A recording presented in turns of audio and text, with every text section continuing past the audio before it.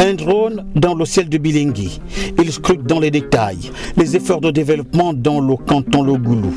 Nous nous situons à des années de la signature du décret qui érige les Bambas en district et Bilingui en PCA, c'est-à-dire poste de contrôle administratif.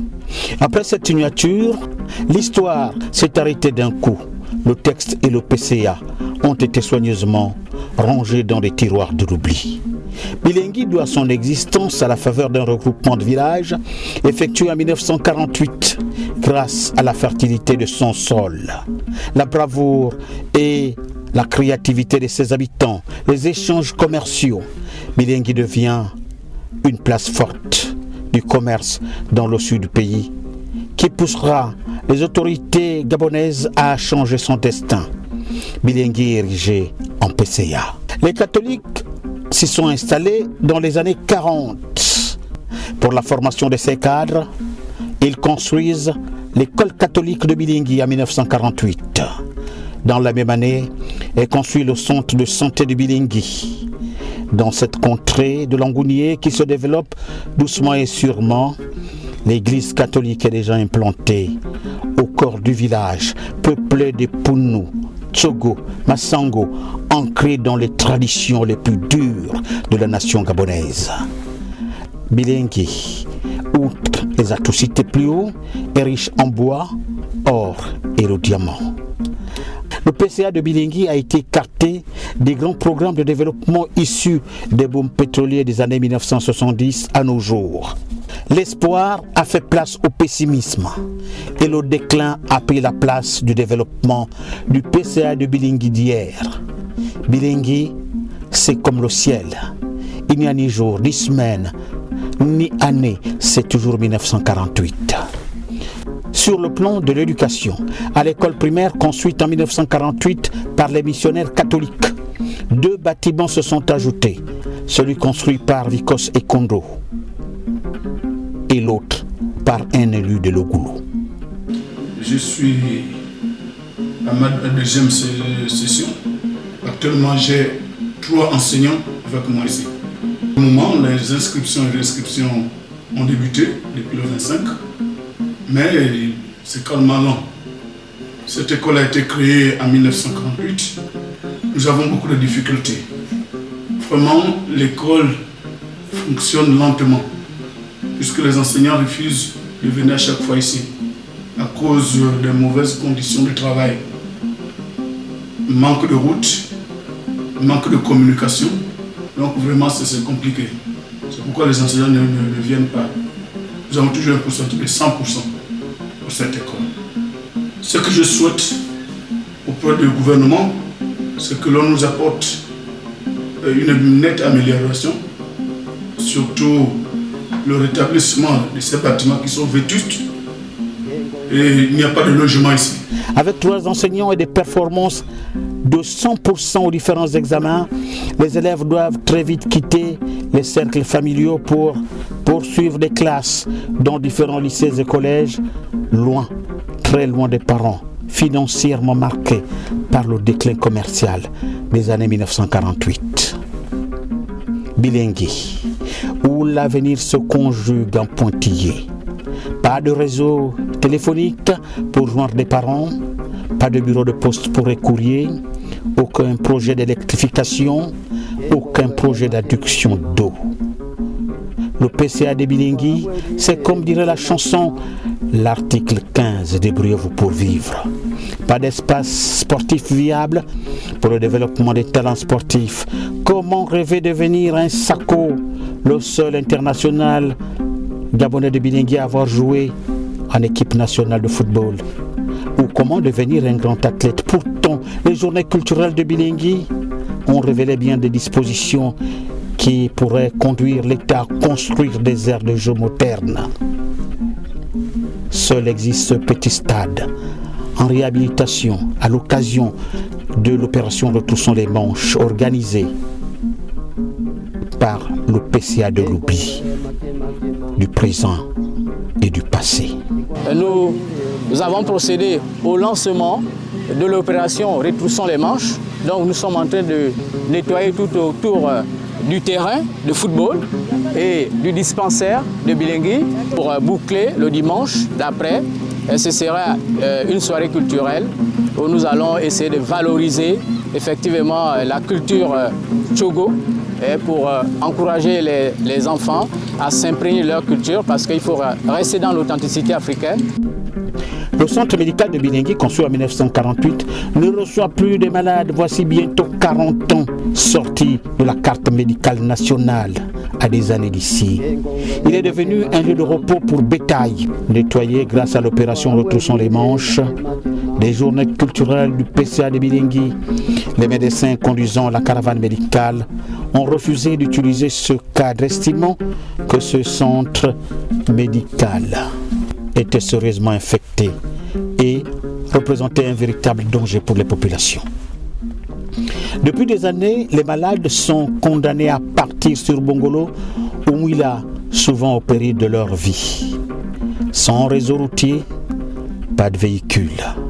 En ce jour, le PCA de Bilingui reçoit sa première caravane médicale. Les journées culturelles sont l'occasion de se pencher sur l'état de santé des populations. L'affluence était grande. Outre les populations du PCA, celles de villages avoisinants ont fait le déplacement. Écoutez, ça se passe plutôt bien. On reçoit les patients de tout âge pour des cas de médecine générale, de dentiste et des cas de gynécologie. Donc, c'est des patients qui présentent des pathologies à la fois infectieuses, à la fois rhumatismales, cardiologiques et hépatogastro-entérologie. On a également quelques cas de chirurgie que nous allons recommander, que nous allons envoyer dans des structures sanitaires publiques pour une prise en charge adéquate. La gynécologie n'était pas en reste au moment où l'État a pris à bras le corps les problèmes de santé liés au cancer féminin. Les résidentes du PCA de Bilingui en ont profité de la présence des médecins spécialisés, de la gratuité des soins et examens. Je tiens à remercier les fils de Bilingui que nous sommes. Voilà, parce que ce sont des initiatives qui n'ont jamais vu le jour dans cette contrée et c'est une joie. Alors la consultation, en tant que spécialiste de la gynécologie obstétrique, se fait dans les règles de l'art, de la discrétion, dans l'intimité, parce qu'il s'agit ici de la gynécologie. Voilà, et les femmes sont reçues avec les pathologies strictement gynécologiques. Et à l'issue de la consultation, nous leur délivrons des médicaments qui sont ici présents, car nous avons fait ce qu'on appelle une sélection des pathologies courantes. Voilà. Chez le dentiste, il y avait du beau monde. L'initiative médicale n'était ni à négliger, ni à rater. On rencontre principalement, depuis le début de cet événement, on rencontre principalement des patients atteints des chicots, c'est-à-dire que des dents hyper fragmentées qui nécessitent des extractions, donc une mise en état de la cavité buccale. Je constate aussi des gingivites liées à une mauvaise hygiène bucco-dentaire, donc qui nécessitent des détartrages, parce que cela entraîne des mobilités dentaires. Voilà, et exclusivement des patients à restauration prothétique, afin d'avoir une cavité buccale, mais aussi à assurer l'acte masticatoire à partir des prothèses. Voilà. Les populations heureuses de se retrouver au centre des préoccupations médicales de leurs enfants ont salué l'initiative. Vraiment, c'est une joie. C'est incroyable. Pour simplifier, nous qui n'avons pas de moyens pour le déplacement, et la caravane se passe sur place, je suis très content que pas possible. L'organisation. Nous avons eu la chance d'être tombés sur des médecins qui sont venus ici avec de bon cœur pour aider les habitants, la population de ce village. Pour mon séjour ici, je souhaiterais bien retourner, mais avec un peu d'espoir que la population de ce village se porte un peu bien, pas comme nous dans d'autres provinces. Dieu a béni, car au pied de la croix de cette église, dans laquelle les cultes se célèbrent désormais rarement, frustration et lamentation y sont déposés. Les fils et les fils de Bilingui regardent le cœur en bagage, le développement s'arrêter à leurs frontières. Dans un pays où la reconstruction est au centre de toutes les priorités. Depuis 1948, la nuit recouvre Bilingui de son ample manteau noir. Des questions, des longues nuits deviennent des sujets de discussion à l'occasion des journées de réflexion. Seule stratégie, le positionnement politique pour ressusciter l'espoir.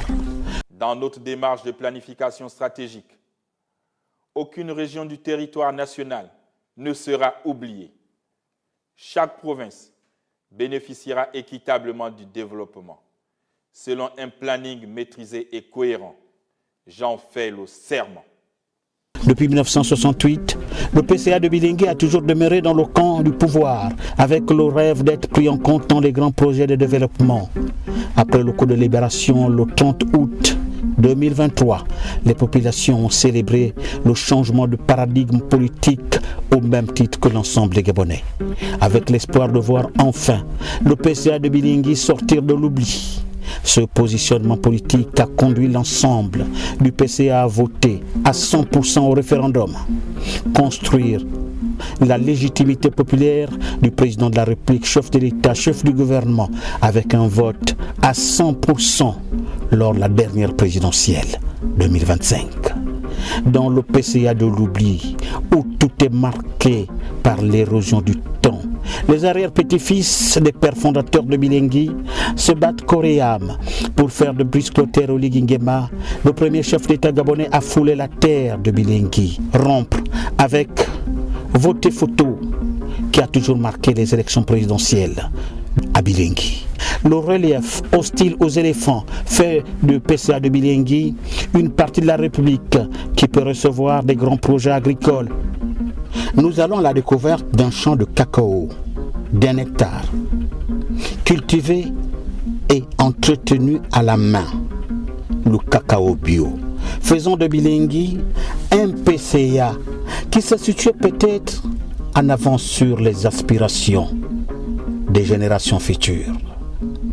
À Bilingui, le bois, l'or et le diamant consolident la position du Gabon dans la production des richesses qui font du Gabon un véritable scandale géologique qui permet à ses dirigeants de siéger à la table des grands. Point du départ du Tondima, le PCA de Bilingui est une culture forte portée par le Niembe, le Bouti, qui se transmettent de génération en génération. Elle contribue à la consolidation de l'unité nationale, tout en exigeant à ses filles et à ses fils de passer les intérêts de la nation gabonaise avant toute chose.